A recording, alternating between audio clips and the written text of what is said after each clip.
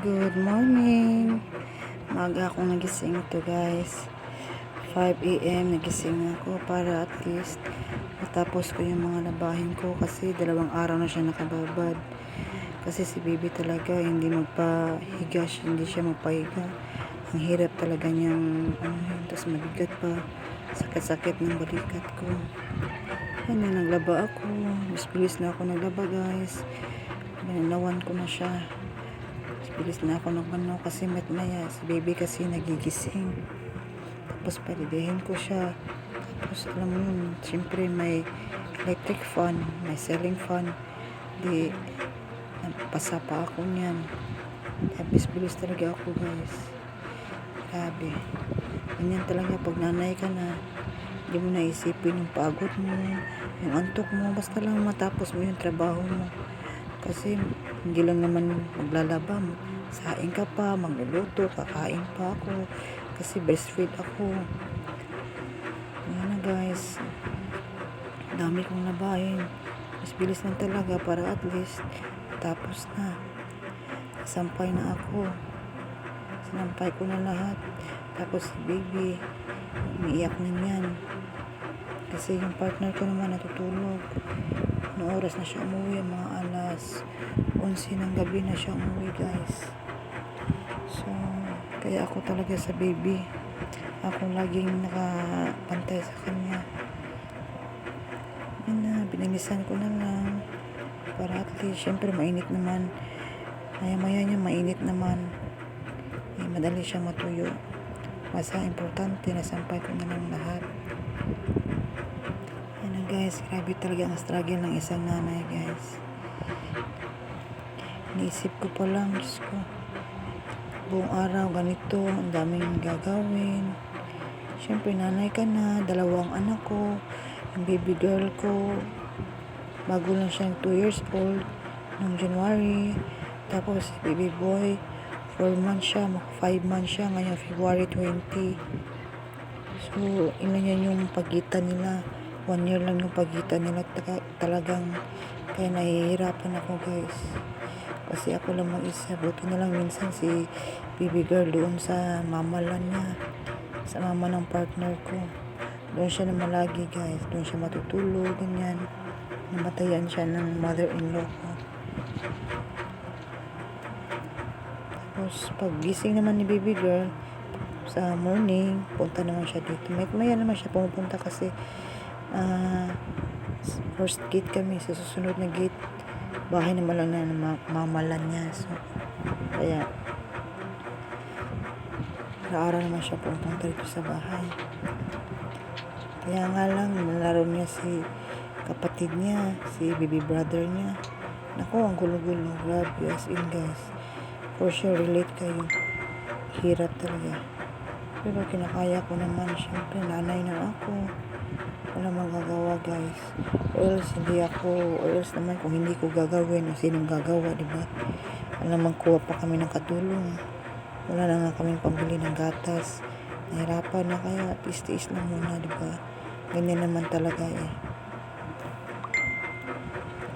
Tapos yun na guys, hindi ko talaga natapos yung sinampay ko. Nagising na si baby. Nagbihis na ako bilis-bilis kasi syempre basa ako. Tapos may hangin, may ceiling fan. Yan na. Pinadrink ko na siya ng milk. Dede na siya sa akin guys. Tapos natulog na yan siya. In a few minutes, nag-breakfast na ako guys. Umalis ako saglit na. Naghulog na lang ako ng mainit na tubig. Hindi na ako nagpainit kasi wala nang time. Uminom ako ng gatas. Yan iniinom ko para marami akong gatas, hindi maubusan si baby. Tapos kumain ako ng tinapay. Bumili na ako kahapon guys, kaya meron talaga akong tinapay lagi. Kasi minsan mga 11 p.m. kumakain ako. Minom ako ng cocoa powder or minsan gatas, tapos tinapay. So yan ang ko guys. Syempre yung first breakfast ko pa. Kasi una, yung sa amin talaga sa Cebu, kasi uso yung painit ng tinatawag nila na alam mo yung ng tinapay muna. Tapos ng tinapay, saka kami mag-breakfast talaga na yung kanin. Hindi lang yung tinapay talaga yung binibreakfast namin. Pero sa mga Tagalog, talagang tinapay lang talaga minsan yung kinakain nila sa breakfast. Pero ako guys, kain ako ng kain kasi syempre breastfeed ako. Dapat marami akong gatas, hindi ako naubusan. Yan, para hindi din ako mahilo guys. Kaya kain talaga ako ng kain. Maya naman pag busog ako, maya konti, kain naman ako, inom ako ng gatas, ganyan. Kaya si baby, pagyoso, yun naman guys, ang sakit ng balikat ko niyan. Minom na ako ng gamot. Kasi hindi ko kaya guys. Sabi nga nila frozen shoulder daw nararamdaman ko. Ang sakit nga eh. Yan na guys, yan ang ulam ko. Giniling at lumpia. Sa Bisaya naman, ginaling. Tapos na akong kumain. Kumain pa pala ako niyan. Oo. Yan na, pinakita ko lang kanina. Kumain ako bilis-bilis. Si baby naglalaro na.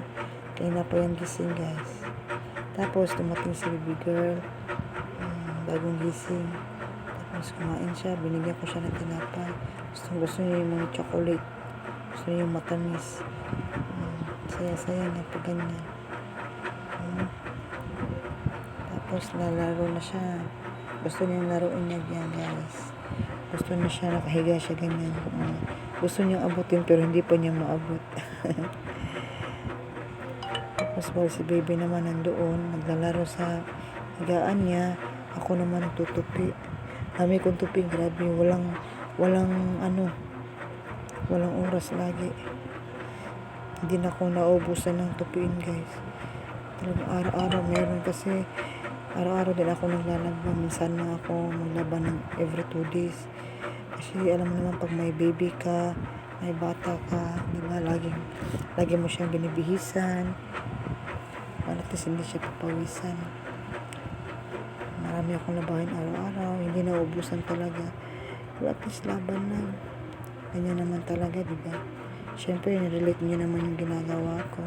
Hindi naman ako nag-isa sa mundo na ganito lang. Ayun, dami ko. Tinan mo, nilagay ko na sa kuna guys. Yung mga tupiin ko, as in, ang dami niyan. Nilisan ko na kasi maya-maya konti. Si baby iiyak na din. Gusto nang laging pakarga. Kapagod nga eh. Pero, syempre, gusto na rin magala. Ginala ko yung after niyan guys. Pumala kami, pinainitan ko siya. Para at least, kasi 2 days na siya. Hindi nagpainit kasi laging umuulan pag sa umaga. Ayoko naman siya igala pag mga tanghali kasi mainit. Nainitan si baby, baka sipunin siya. Ayun, maya-maya ko din guys, natapos na ako. Binihisan ko si baby kasi hindi ko siya nilagyan ng diaper kanina. Pinahinga ko muna yung niya, yung pag suot niya ng diaper, tapos binihisan ko siya ng dami kasi nabasa eh. Nalaro pa siya kanina. Bihis na naman. Ganyan siya guys. Ganyan yung baby ko. Lagi ko siyang binibihisan. Alam mo yun na galing kami sa gala, konti, bihis na naman. Tapos yan kasi naihian na yung damit niya. Kanya binihisan ko siya ulit. Behave lang yung baby ko. Gusto naman niya yung ganyan. Binihisan siya. Kasapin mo lang siya. Laruin mo lang. Gusto niya ganyan. Hindi na siya iiyak. Tapos yun na, si baby hindi naman umiyak. Naghugas ako konti ng mga pinagkainan. Kasi kanina walang tubig. Yan na. Tapos hindi ko natapos yung hugasin ko guys. Kinuha ko na si baby kasi umiyak na siya. Pag feel niya siya lang mag-isa, umiiyak na siya guys. Kaya hindi ko talaga siya maiiwanan. Sa ngayon, siguro mga 6 months, yun na okay na siguro. Makagalaw na ako konti. Hindi na guys, nalaro ko muna siya. Para at least matulog na siya. At ako naman magpahinga, diba? Kailangan ko rin magpahinga. Sinasabayan ko si baby guys. Pag tuloy si baby, magpahinga ako. Kahit hindi ako natutulog, basta nakahiga lang ako. sarap na sa feeling kasi ang sakit talaga ng balikat ko eh. Grabe, as in. Ayan na si baby. Oh, ang cute. Naantok na yan siya. Naantok na yan siya. O, pag ganyan, alam mo, hindi na siya tumatawa. Ganyan, naantok na yan siya, guys. Very cute nga eh. Going to 5 months yung baby ko, guys. Ang bigat niya. Last month, 8.7 kilo siya. Hindi ko lang alam ngayon. Siguro ano na yan, mga 9. Kasi every month, nag-increase siya ng 3 kilos. Grabe ang progress niya, guys. Takot niya ako baka ma-overweight siya. Pero okay lang naman kasi breastfeed naman siya. Hindi naman siya mix. Breastfeed lang talaga siya.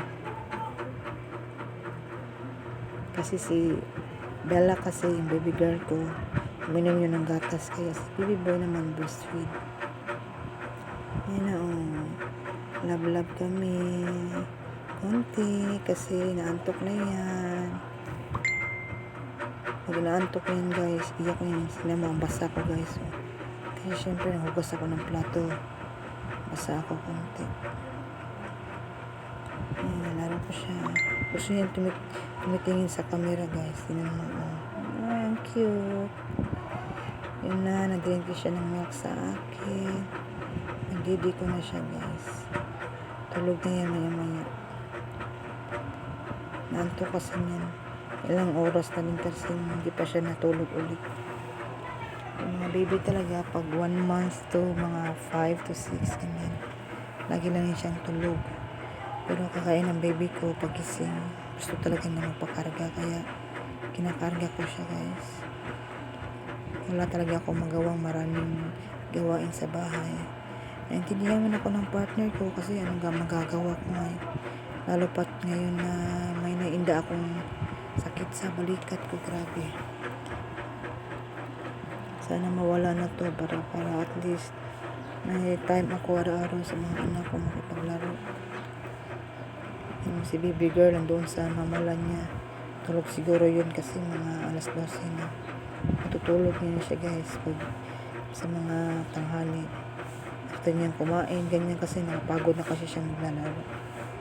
Yun na, sleep na si baby. Mamaya, ano ko siya, guys. Lagay ko siya sa duyan. Kasi gusto ko rin humiga kasi ang sakit niya ng balikat ko. Yun na. Tulog na ang baby ko. At ako naman magpahinga. Sleep na siya. Thank you all for watching, guys. Thank you.